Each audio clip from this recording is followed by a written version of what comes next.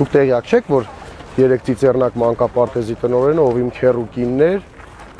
աշխատանքից ազատել են, ազատման դիմում գելու հորդոր է արել, գործող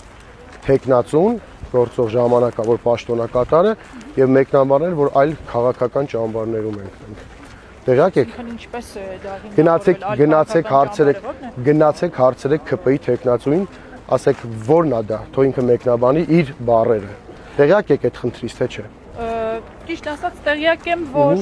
բարձրաձայնել եք Էջմիածնի թիվ 1 դպրոցի տնօրենի։ Հիմա ես ասում եմ իմ անձնական եւ ես նախորդ թիվ էլ ասել եմ,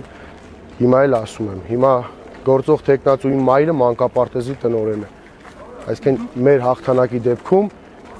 ես իր մայրիկին ասեմ աշխատանքից ազատման դիմում գրի։